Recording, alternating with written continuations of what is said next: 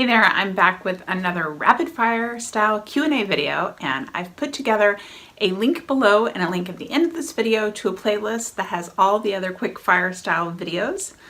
And today I'm on my own without my regular assistant, but together you and we will tackle the internet's most common questions about going into labor. Now, let's start that 5-minute timer now. When going into labor, does the baby move? Yes, actually, babies generally move when they are squeezed as part of contractions. Sometimes it's kind of surprising to people, actually. Can you go into labor without your water breaking? You can absolutely go into labor without your water breaking, and actually, most people go into labor without their water breaking. Water breaking is not that sign of labor that we see in the movies and TV. That's the start of labor. Sometimes it is, but often it's not. Can you go into labor without losing your mucus plug? Absolutely. The mucus plug, some people see it, some people don't. It really varies. Some people see it during labor also, or 2 weeks before labor. Totally can vary. Can you go into labor while sleeping? Yes, many people go into labor while sleeping. So for whatever reason, we're not really sure, but the oxytocin, the hormone in our body that controls labor, it usually goes up at night. And so often we hear about people waking up with contractions. Can you go into labor without contractions? No. Actually, going into labor requires contractions. That's actually the definition of labor, that you are having contractions that are longer, stronger, and closer together, and that those are making change to your cervix. How would you know if you are going into labor? So, just like I said, if you have contractions that are longer, stronger, and closer together, then you know that you are going into labor. That is a surefire sign.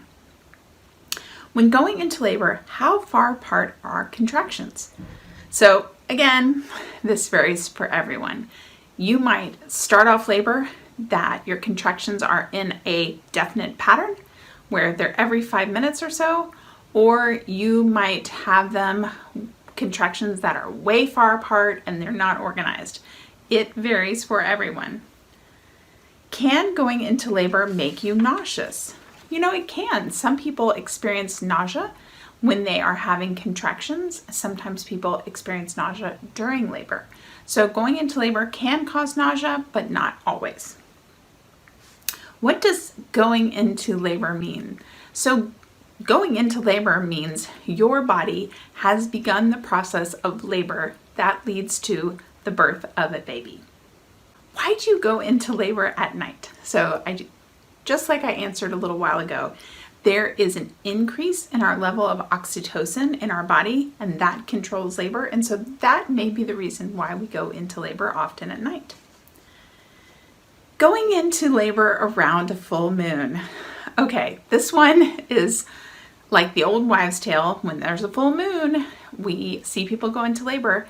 So what we think is that it has an impact on the barometric pressure that can cause people to sometimes have more incidents of their water breaking. And if water breaks, sometimes that either leads to labor on its own or is a cause for a care provider to induce labor. So that's what the full moon is about. Can you go into labor without being dilated? Absolutely. So some people start labor where their cervix has changed a little bit. Sometimes it's dilated, sometimes it's effaced or thinned. Other people go into labor with a thick, closed cervix, not dilated at all. What to wear going into labor? I recommend wearing something super comfortable that just makes you feel good and isn't very restrictive, but something that feels good to you is what I suggest for going into labor and being in labor. Am I ever going to go into labor? That is a question that a lot of us ask as we go towards that 40-week and past. So most people go into labor on their own if they are given up to 42 weeks to go into labor. So sometimes providers recommend inducing before that, but most people's body will go into labor before then. Can you go into labor without knowing it?